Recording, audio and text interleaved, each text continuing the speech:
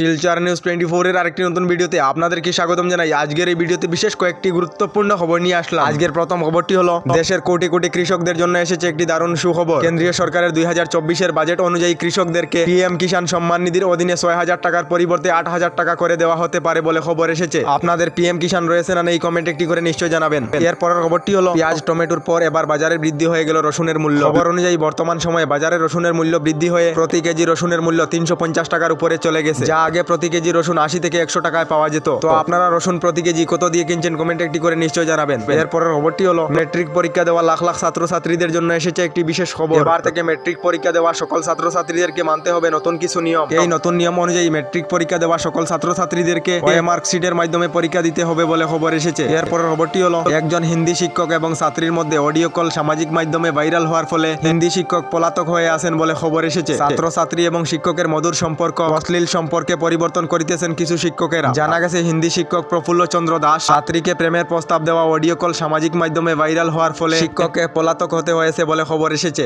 এরপরের খবরটি হলো আসামের মুখ্যমন্ত্রী ডক্টর হেমন্ত বিশ্ব শর্মা ঘোষণা করেছেন যে সকল লোকেরা নতুন করে রেশন কার্ড লাভ করেছেন তাদেরকে নতুন রেশন কার্ড দিতে দেরি হওয়ার কারণে এই জানুয়ারি মাসের 17 তারিখ থেকে 30 তারিখের মধ্যে রেশনের চাল দেওয়া হয়েছে। এবার মুখ্যমন্ত্রী ডক্টর হেমন্ত বিশ্ব শর্মা জানিয়েছেন নতুন রেশন কার্ড লাভ করা হিতাধিকারীরা ফেব্রুয়ারি মাসের 1 তারিখ থেকে 10 তারিখের মধ্যে রেশনের চাল সংগ্রহ করার জন্য, অর্থাৎ নতুন রেশন কার্ড এবং পুরানা রেশন কার্ড থাকা লোকেরা একসঙ্গে প্রতি মাসের 1 তারিখ থেকে 10 তারিখের মধ্যে রেশনের চাল সংগ্রহ করার জন্য জানানো হয়েছে। এরপরের খবরটি হলো আসাম সরকারের তরফ থেকে জানানো হয়েছে আসাম সরকারের মিশন বসুন্ধরা 2.0 এর দ্বিতীয় পর্যায়ে আসামের খিলঞ্জিয়া প্রায় 2,29,000 লোকেদেরকে সরকারি মেয়াদি পাট্টা প্রদান করা হবে বলে খবর এসেছে। এরপরের খবরটি হলো যে সকল মহিলাদের স্বামী নেই, অর্থাৎ যে সকল মহিলারা বিধবা রয়েছেন, বিধবা মহিলাদেরকে আসাম সরকারের তরফ থেকে জানানো হয়েছে আসামে যে সকল বিধবা মহিলা রয়েছেন তাদেরকে প্রত্যেক মাসে বিধবা পেনশন দেওয়া হবে। মহিলাদেরকে বিধবা পেনশনের আবেদনের জন্য পঞ্চায়েত কার্যালয়তে যোগাযোগ করার জন্য আসাম সরকারের তরফ থেকে জানানো হয়েছে। এরপরের খবরটি হলো আসামের হাজার হাজার যুবক যুবতীদের জন্য এসেছে একটি ভালো খবর।